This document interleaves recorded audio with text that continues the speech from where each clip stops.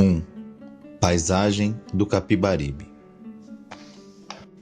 A cidade é passada pelo rio como uma rua é passada por um cachorro, uma fruta por uma espada. O rio ora lembrava a língua mansa de um cão, ora o ventre triste de um cão, ora o outro rio de aquoso pano sujo dos olhos de um cão. Aquele rio era como um cão sem plumas.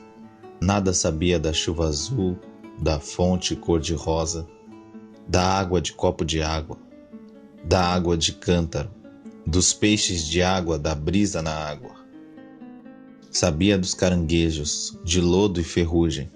Sabia da lama, como de uma mucosa. Devia saber dos polvos. Sabia seguramente da mulher febril que habita as ostras. Aquele rio jamais se abre aos peixes, ao brilho, à inquietação de faca que há nos peixes. Jamais se abre em peixes. Abre-se em flores, pobres e negras, como negros. Abre-se numa flora suja e mais mendiga, como são os mendigos negros. Abre-se em mangues, de folhas duras e crespos, como um negro. Liso como o ventre de uma cadela fecunda, o rio cresce, sem nunca explodir. Tem, o rio, um parto fluente e invertebrado, como o de uma cadela. E jamais o vi ferver, como ferve o pão que fermenta. Em silêncio, o rio carrega sua fecundidade pobre, grávido de terra negra. Em silêncio se dá, em capas de terra negra, em botinas ou luvas de terra negra, para o pé ou a mão que mergulha. Como às vezes passa com os cães, parecia o rio estagnar-se. Suas águas fluíam então, mais densas e mornas. Fluíam com as ondas, densas e mornas de uma cobra. Ele tinha algo então da estagnação de um louco, algo da estagnação do hospital, da penitenciária, dos asilos, da vida suja e abafada, de roupa suja e abafada, por onde se veio arrastando, algo da estagnação dos palácios cariados, comidos, de mofo e erva de passarinho, algo da estagnação das árvores obesas, pingando os 1000 açúcares das salas de jantar pernambucanas, por onde se veio arrastando. É nelas, mas de costas para o rio, que as grandes famílias espirituais da cidade chocam os ovos gordos de sua prosa.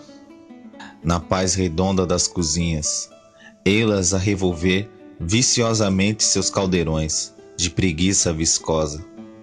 Seria a água daquele rio fruta de alguma árvore? Por que parecia aquela uma água madura?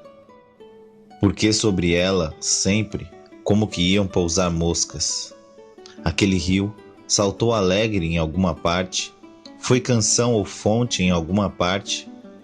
Porque então seus olhos vinham pintados de azul nos mapas? 2. Paisagem do Capibaribe. Entre a paisagem o rio fluía, como uma espada de líquido espesso, como um cão humilde e espesso. Entre a paisagem fluía de homens plantados na lama, de casas de lama, plantadas em ilhas, coaguladas na lama, paisagem de anfíbios, de lama e lama. Como o rio, aqueles homens são como cães sem plumas. Um cão sem plumas é mais que um cão saqueado, é mais que um cão assassinado.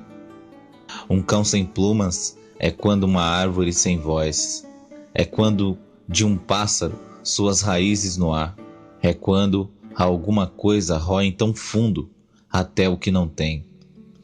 O rio sabia daqueles homens sem plumas, sabia de suas barbas expostas, do seu doloroso cabelo de camarão e estopa. Ele sabia também dos grandes galpões da beira do cais, onde tudo é uma imensa porta sem portas, escancarados aos horizontes que cheiram a gasolina, e sabia da magra cidade de rolha, onde homens ossudos, onde pontes, sobrados ossudos, vão todos vestidos de brim, secam até sua mais funda caliça.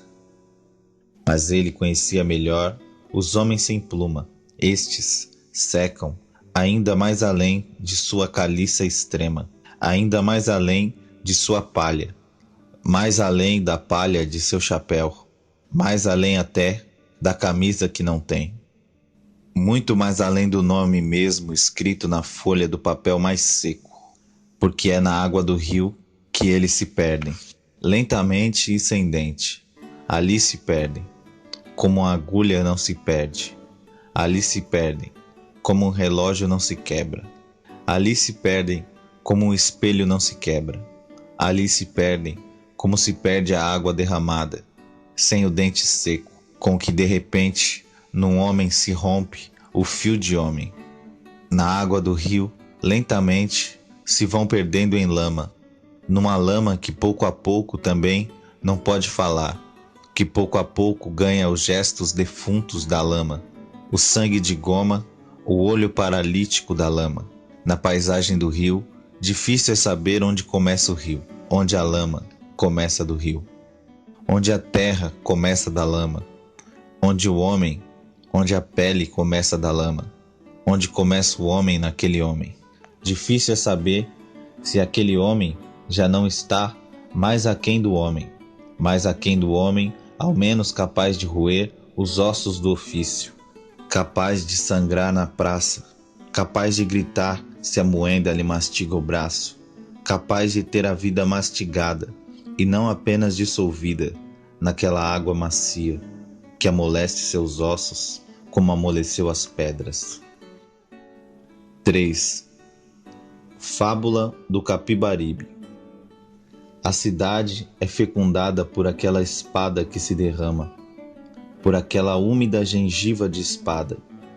No extremo do rio, o mar se estendia, como camisa ou lençol, sobre seus esqueletos de areia lavada. Como o rio era um cachorro, o mar podia ser uma bandeira azul e branca desdobrada no extremo do curso ou do mastro do rio. Uma bandeira que tivesse dentes, que o mar está sempre com seus dentes e seu sabão roendo suas praias. Uma bandeira que tivesse dentes, como um poeta puro polindo esqueletos, como um roedor puro, um polícia puro elaborando esqueletos. O mar, com afã, está sempre outra vez lavando seu puro esqueleto de areia. O mar e seu incenso, o mar e seus ácidos, o mar e a boca de seus ácidos, o mar e seu estômago, que come e se come, o mar e sua carne vidrada de estátua, seu silêncio, alcançando à custa de sempre dizer a mesma coisa, o mar e seu tão puro professor de geometria. O rio teme aquele mar, como um cachorro teme uma porta entretanto aberta, como um mendigo, a igreja aparentemente aberta. Primeiro, o mar devolve o rio, fecha o mar ao rio seus brancos lençóis. O mar se fecha a tudo o que no rio são flores de terra, imagem de cão ou mendigo. Depois, o mar invade o rio, quer o mar destruir no rio suas flores de terra inchada, tudo o que nessa terra pode crescer e explodir, como uma ilha, uma fruta. Mas antes de ir ao mar, o rio se detém em mangues de água parada. Junta-se o rio a outros rios, numa laguna, em pântanos, onde fria a vida ferve. Junta-se o rio a outros rios. Juntos, todos os rios preparam sua luta de água parada, sua luta de fruta parada. Como o rio era um cachorro, como o mar era uma bandeira, aqueles mangues são uma enorme fruta, a mesma máquina paciente e útil de uma fruta, a mesma força invencível e anônima de uma fruta, trabalhando ainda seu açúcar depois de cortada. Como gota a gota até o açúcar, gota a gota até as coroas de terra, como gota a gota até uma nova planta, gota a gota até as ilhas súbitas, aflorando alegres. 4. Discurso do Capibaribe. Aquele rio está na memória como um cão vivo dentro de uma sala, como um cão vivo dentro de um bolso, como um cão vivo debaixo dos lençóis, debaixo da camisa, da pele.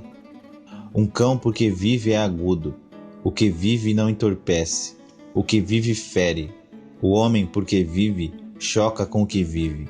Viver é ir entre o que vive. O que vive incomoda de vida o silêncio, o sono, o corpo que sonhou cortar-se roupas de nuvens. O que vive choca, tem dentes, arestas, é espesso. O que vive é espesso, como um cão, um homem, como aquele rio. Como todo real é espesso, aquele rio é espesso e real, como uma maçã espessa. Como um cachorro é mais espesso do que uma maçã. Como é mais espesso o sangue do cachorro do que o próprio cachorro. Como é mais espesso um homem do que o sangue de um cachorro. Como é muito mais espesso o sangue de um homem do que o sonho de um homem. Espesso como uma maçã espessa. Como uma maçã é muito mais espessa se um homem a come do que se um homem a vê. Como é ainda mais espessa se a fome a come. Como é ainda muito mais espessa se não a pode comer a fome que a vê. Aquele rio é espesso, como o real, mais espesso. Espesso por sua paisagem espessa, onde a fome estende seus batalhões de secretas e íntimas formigas, e espesso por sua fábula espessa, pelo fluir de suas geleias de terra, ao parir suas ilhas negras de terra, porque é muito mais espessa a vida que se desdobra em mais vida, como uma fruta é mais espessa que sua flor, como a árvore é mais espessa que sua semente, como a flor é mais espessa que sua árvore, etc, etc. Espesso, porque é mais espessa a vida que se luta cada dia, o dia que se adquire cada dia, como uma ave que vai cada segundo conquistando seu voo. Fim do livro.